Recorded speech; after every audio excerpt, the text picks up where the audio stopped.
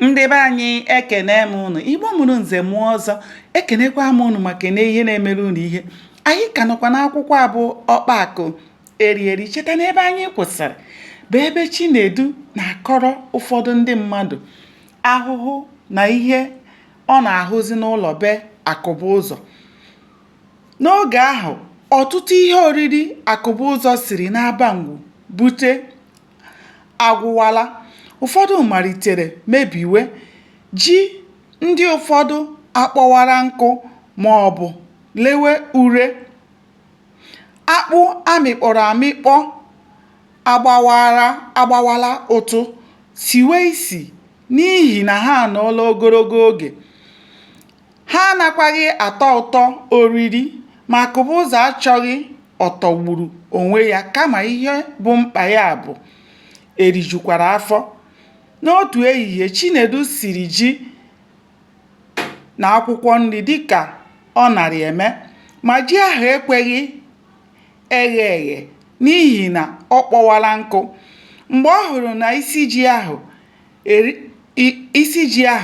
eriela nkụ hinne, ọ fọtụrụ ya, kụnyere nna ya ukwu nke ya. O riri ntakịrị, bunye ya nke fọdụrụ, ma Chinedu sịrị na agụụ anaghị agụ ya n'ihi na nri ahụ atọghị ụtọ. Akụbụzọ were iwe si ya richaa nri ahụ n'ihu ya. Chinedu riri dịka o nyere ya n'iwu. Mgbe o risiri, ọ pụrụ kọrọ otu nwata ibe ya ihe mere. Ọ maghị na nna ya ukwu nọ n'ụlọ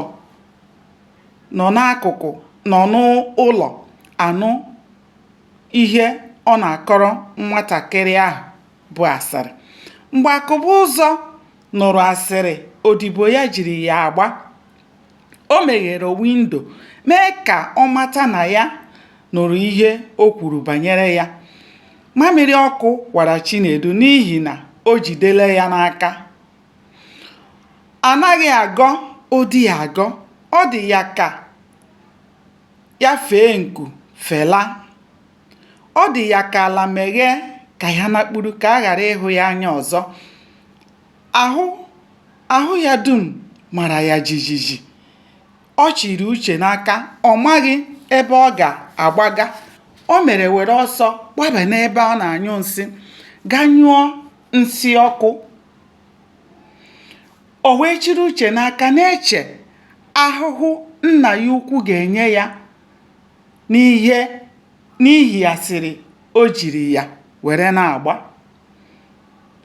Ọ nọzuru ebe ahụ ihe dị ka awa abụọ, ebe ọ na-eche ihe ire ya kotere ya na otu ya ga-esi wee na ya bụ ije.